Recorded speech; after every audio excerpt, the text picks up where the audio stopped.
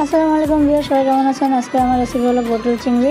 তো পটল চিংড়ি রেসিপি বানানোর জন্য প্রথমেই আমাদের আধা কেজি পটল নিয়ে নিতে হবে। পটলটা সুন্দরভাবে কাঁটা চামচ দিয়ে একদম মনে করতে হবে যে এটার উপর সব রাগ ঝাড়বো।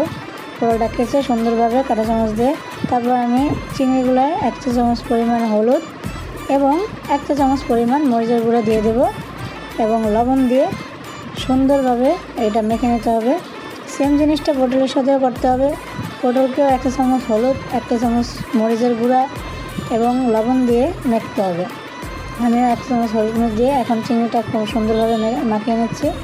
চিংড়িটা যেভাবে মাখিয়ে নেব সেভাবেই আমি আবার পটলটাও মাখিয়ে নেব। প্রথমে এই যে চিংড়িটা মাখা শেষ, এখন আমি পটলটা মাখছি। পটলটা মাখিয়ে নিয়ে দেখতেই পাচ্ছেন যে একটা হালকা বাদামি রঙের কালার আসছে। তো এইভাবে আমি মাখা শেষ করে এখন আমরা চুলার দিকে যাওয়ার সময় হয়ে গেছে। প্রথমে আমরা একটা ফ্রাই প্যান বসিয়ে দেবো চুলাতে এবং কিছুটা সরিষার তেল নিয়ে নেব। সরিষার তেলটা একদম ভালোভাবে তাওয়ার চারিদিকে নেড়েচেড়ে মাখিয়ে দেবো যাতে কোনো জায়গায় ফাঁকা না থাকে। তারপর তেলটা যখন একটু গরম হয়ে আসবে আমি এতে আমার চিংড়ি মাছগুলো দিয়ে দেবো। খেয়াল রাখতে হবে যে চিংড়ি মাছগুলো যেন আগুনের তাপে বেশি একটা পুড়ে না যায়। তো গাইস, দেখতেই পাচ্ছেন আমার চিংড়ি মাছটা একদম বাদামি কালার রং ধারণ করে নিয়েছে। এখন আমি চিংড়ি মাছটা উঠিয়ে নেব। চিংড়ি মাছটা উঠে তারপরে একই তেলে একই কড়াইতে আমি পটলগুলো দিয়ে দিচ্ছি। পটলগুলো সেম বাদামি কালার করতে হবে ভাজতে। তো দেখতে থাকুন। পটলগুলো ভাজা হয়ে গেলে তারপর ওই একই ফ্রাই প্যানে আবার কিছুটা তেল দিয়ে নেব। কিছুটা তেল দিয়ে সেই ফ্রাই প্যানে আমি কিছুটা পেঁয়াজ কুচি এবং মরিচ দিয়ে অনেকক্ষণ টেলে নেব। এরপর আমি একটু নাড়াচাড়া করে নেব। নাড়াচাড়া করে এবার আমি পেঁয়াজ বাটা পেস্ট দিয়ে দিলাম। এটা আপনি হাতে তৈরি করতে পারেন, চাইলে ব্লেন্ডারেও তৈরি করতে পারেন। পেঁয়াজ বাটা পেস্ট দেওয়ার পর এখন আমি দেব সরিষা বাটা পেস্ট। সরিষা বাটা পেস্টটাও আমি ভালোভাবে মিশিয়ে নেব। একদম আমি আরেকটু সরিষা বাটা পেস্ট দিয়ে নিলাম।